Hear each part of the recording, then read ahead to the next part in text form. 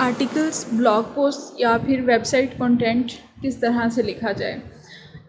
जितने भी बिगनर्स होते हैं ऑलमोस्ट उनके लिए ये एक बड़ा मेजर कंसर्न होता है कि आप किसी क्लाइंट के लिए आर्टिकल लिखना चाह रहे हैं कि ब्लॉग पोस्ट करना चाह रहे हैं, या फिर आप वैसे अपने नाम से किसी टेक्नोलॉजी न्यूज़पेपर में या किसी साइंटिफिक वेबसाइट के लिहाज से किसी ग्रुप में कुछ पोस्ट करना चाह रहे हैं, या फिर आपको टेक्निकली कि ऑफिस की तरफ से कुछ असाइनमेंट्स वगैरह मिल सकते हैं कि आपने किसी स्पेसिफिक कॉन्सेप्ट को प्रमोट करने के लिए कोई आर्टिकल लिखना है या कोई ब्लॉग पोस्ट वगैरह लिखनी होती हैं।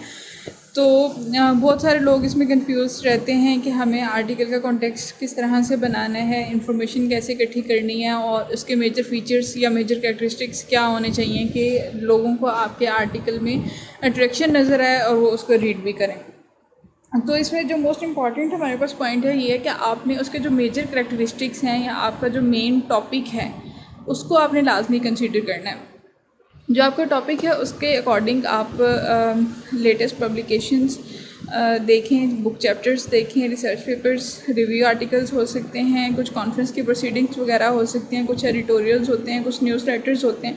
तो इन सारी चीज़ों को आपने कंसीडर करना है और जितना भी लेटेस्ट डाटा होता है, जितने भी लेटेस्ट उसमें स्टैट्स, फिगर्स या फिर जो भी इंफॉर्मेशन वगैरह उन्होंने दी होती है तो आप उसको रीड करें थॉरली।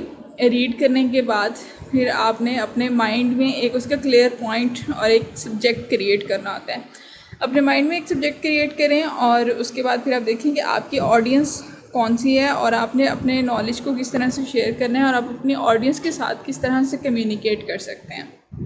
ठीक है, अब कम्युनिकेशन का आपको क्लैरिटी होगी, आपने नॉलेज शेयरिंग का देख लिया कि आपने किस तरह का नॉलेज शेयर करना है, उसके अकॉर्डिंग आप हेडलाइन बनाएंगे अपने माइंड में कि आपने रीडर की अटेंशन किस तरह से देखनी है। तो जितने ज़्यादा आपके आर्टिकल के जो टाइटल है उसकी क्वालिटी या उसमें जितनी ज़्यादा क्लैरिटी होगी उतनी ही ज़्यादा आपके आर्टिकल की वर्थ होगी। सबसे जो इम्पॉर्टेंट चीज़ है वो यही होती है कि आपने अपना टाइटल किस तरह से लिखना है। आप पहले रफ सा एक अपना स्केच बना लें अपने माइंड में या अपने लैपटॉप वगैरह में, तो 2-3 भी बना सकते हैं। बाद में जब आपने अपना आर्टिकल कंप्लीट कर लेना है या अपना कंटेंट लिख लेना है तो उसके अकॉर्डिंग फिर आप उसको रीड करेंगे और रीड करने के बाद अगर आपको लग रहा है कि आपने आर्टिकल को चेंज करने हैं या उसमें कुछ रिवीजन्स वगैरह आप क्लाइंट आपको कहते हैं तो आप उसके कॉन्टेक्स्ट के अकॉर्डिंग बाद में अपने टाइटल को भी चेंज करेंगे।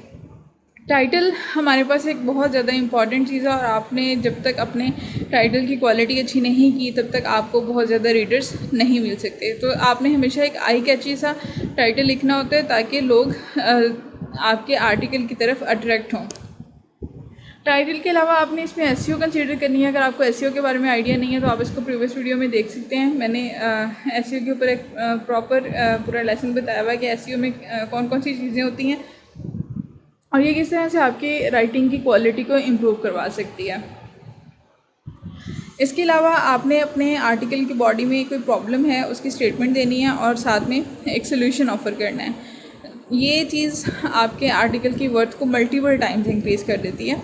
और जितने भी आर्टिकल्स एंड ब्लॉग पोस्ट या वेबसाइट कंटेंट वाले रीडर्स होते हैं वो बेसिकली अपने किसी प्रॉब्लम के सोल्यूशन के लिए ही आ रहे होते हैं। उनको किसी प्रोडक्ट के बारे में कोई इन्फॉर्मेशन चाहिए या आपने वो किसी प्लांट की केयर करना चाहते हैं तो वो आप अगर उसमें अपना पर्सनल एक्सपीरियंस बताएंगे कि ये प्लांट था, इसकी सॉइल के लिहाज से मैंने ये चेंजेस किए, इसमें वाटरिंग एंड फर्टिलाइजेशन के अकॉर्डिंग कुछ चेंजेस किए हैं तो उसके बाद मुझे इस तरह से पॉजिटिव रिजल्ट्स मिले या आपको नेगेटिव रिजल्ट्स मिले।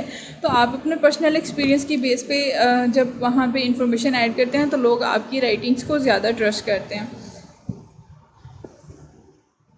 इसके अलावा जब आपने अपना आर्टिकल लिख लिया, लिखने के बाद आप उसको 2 से 3 दफ़ा रीड करेंगे और अगर आप बिगनर हैं, आप बिल्कुल एक न्यू लेवल पे काम कर रहे हैं तो उसको 3 से 4 दफ़ा भी रीड करें। जितनी ज़्यादा दफ़ा आप उसको रीड करेंगे उतनी ज़्यादा आपको खुद ही उसमें चीज़ें क्लियर होना शुरू हो जाएंगी। आपने कोई फुल स्टॉप की कॉमा शॉमा नहीं लगाया हुआ या आपने कोई सेंटेंस का स्ट्रक्चर प्रॉपर नहीं लिखा हुआ तो आप इन चीज़ों को लाजमी देखें। तो एडिटिंग बहुत ज़्यादा इंपॉर्टेंट है। जितनी ज़्यादा आप उसमें एडिटिंग करेंगे उतने आपके आर्टिकल की क्वालिटी अच्छी होगी। ग्रामरली आप इसमें लाजमी यूज़ करें, प्रूफ रीडिंग करें क्लाइंट को सेंड करने से पहले, उसका एक इफ़ेक्टिव सा लेआउट बनाएं और कोशिश करें कि आप एक ही दफ़ा जब बैठें तो आर्टिकल को कंप्लीट करके फिर उठें।